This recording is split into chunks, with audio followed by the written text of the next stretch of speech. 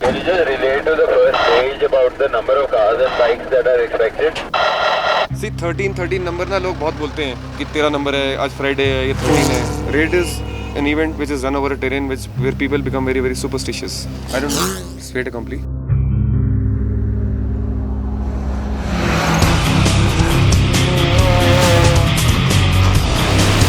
What we need is wilderness, and as the wilderness it becomes less for the snow leopard, it becomes less for those on the Red Himalaya. Rallying is something that I would say it's a kida. Brake lines are gone, master cylinders cocked off. So I don't know, we're gonna do the stage without brakes. मैं जीतूंगा इस बार. 2009 में मुझे बहुत मुश्किल हुई थी. Flying, we came in flying. They're total mad hats. They curse every time that why are they doing it, yet they come again and again.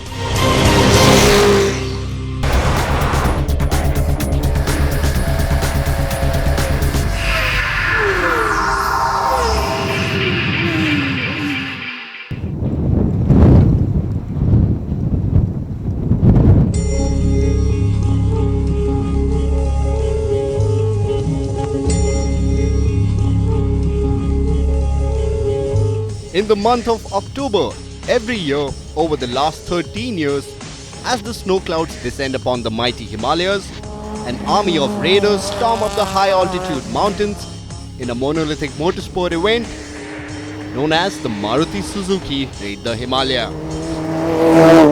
As you all know, it's one of the toughest rallies in the world. It is something, like an addiction. The climate is very cold. Stupidity. Total nuts.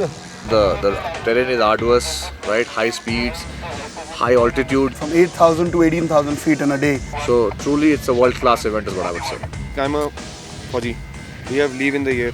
We sacrifice our leave to come and do this event.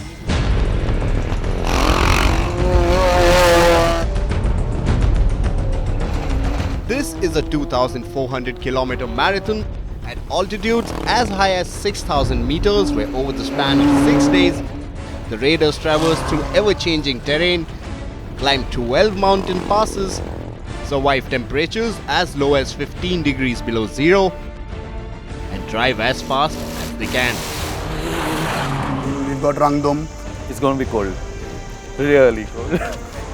Yeah, I think you gotta be slightly, off to do this kind of stuff. I hope so, there's some good luck that's awaiting us. God should help us now.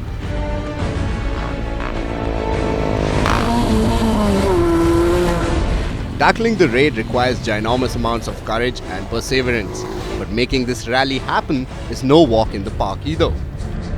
So once the time card is taken in, Behind the success of every raid is the team of seasoned and experienced officials whose role is instrumental in the right execution of this event. We actually call them DCOCs. Vijay and I do the co-planning. The execution is in the hands of the people that are away from us when the raid runs. No, our marshals are not only out there, they've already been radio linked, they've checked the connections, the ambulances are in place, they've checked their protocol. A lot of sleepless nights. They see a lot of irons, the hardships that they face, the work that they do. Without the marshal, there can be no rally. He's probably the most understated and the strongest foundation on which any rally depends. This year we follow Manjeev Bhalla and Vijay Parmar along with the team of their radar officials and get the first-hand account of how this event unfolds. So sit back and hold on. This is going to be extreme.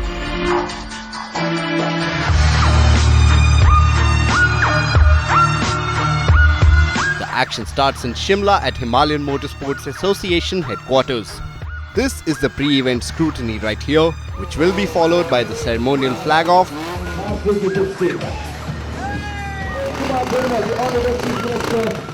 and then the driver briefing. To get into serious motorsport, you need a briefing. So the first, if you're left side the car, turn on the heating, let the fuel burn away. If you're stuck, the rally has to be over. The driver seemed relaxed but wary on the eve of the flag-off. In a few hours, all the preparation that has gone in over the span of the last 300 odd days will be put to test. one last good night's sleep before it all begins. Or maybe not.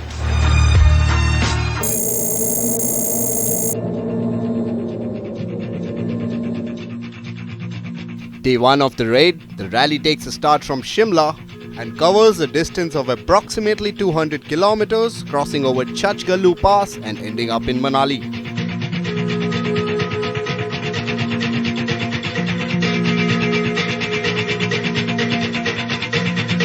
Rinchin, there are 38 cars, 38 four-wheelers that took the start at TC1. I started from Simla at 2 in the morning. Stage should be live at 8:36. The whole idea was that I'd drive through and we'd have 1 hour of additional notice. Traffic management on day 1 is the hardest. The routes all were cliff-ridden, so we were more alert. The medical deployments were more than required, just in case of an unfortunate incident. And the raid started for the officials from the word go. Let the sumo clear. Manjeev faced the tedious task of sanitizing the route for the day stage, shortly before the stage was to be live. I did find 3 places where there was a lot of traffic. There was trucks parked, there were cars. So we made immediate arrangement. We just did the lining up of the marshals. As the officials performed the final checks for the stage, the drivers were gearing up for a full day of treacherous routes over steep gorges of the Giri Valley. This is where the preparation really pays up. It is downhill, bad road, gravel, water, slush. So the man and the machine are coming in coordination in this stage. The Shimla-Manali leg of the raid has the history of being a rude awakening for the drivers. And this time as well, the perils were no less. It's drier and rougher now because when the recce went on in July, the rains were already here. So it's turned to dusty, and so overtaking might be an issue for competitors. It's a weeding out stage. Downhill from Chachgallu was a concern with me. Those 4 kilometers going down was extremely steep. You're at the end of the day. You as a competitor, you used your resources. At our third stage was very rough, very, very rough. You had that slate put straight. After all the systems were in place, 10 seconds. the raid 2011 was a go.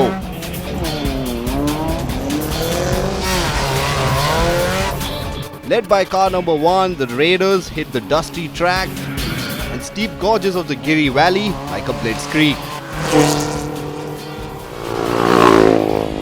Confusion hit drivers on the very first day as the extreme rally route overlapped the adventure trial route for the day. A new route combined with overlapping tracks got a lot of drivers to stray from the route. That there was a very short patch of the road where the adventure trial and the extreme went on the same. So the villagers sent off more than half of the extreme rallies towards the adventure trial rallies. For some odd reason they did it. The transport stage on the leg 3, from leg 2 to leg 3 was very tight. We ended up getting some penalties, road penalties on that. In fact, most of the people did. Amongst the pack of lost drivers was a podium contender, Harpreet Singh Bawa. Bawa followed adventure route and lost around 30 minutes on the very first day. The guy has talent, but he's too casual in realizing his own prospects. You see, he's a guy who reconnected the route. So where did going off route factor in, The raiders rolled into Manali as day 1 came to end. At the end of leg 1, Suresh Rana was heading the pack with Harkaran Singh closely following him. And Rana, of course, held the lead because that's his backyard completely. In the extreme bikes category, reigning champion Ashish Mudgil was second to Austrian Helmut Paravolmer. Harvey, can you copy me? Day 1 of raid, despite being the car breaker over the years, could only claim a couple of victims. It seemed like the drivers were better prepared for the onslaught this time. But this was just the beginning.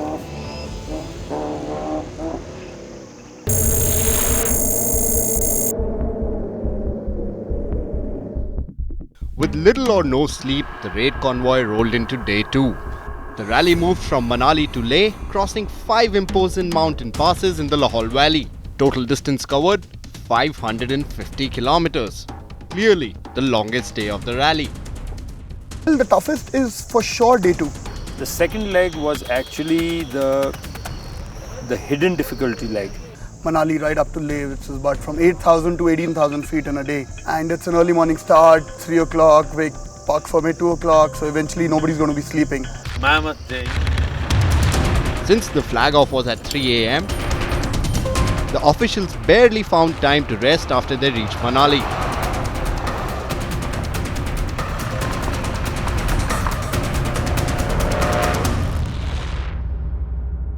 Stage was to start at 9:30. All the resources right to the end have to be in place. I had to start off at 11:30 at night. It's been a long run for DC.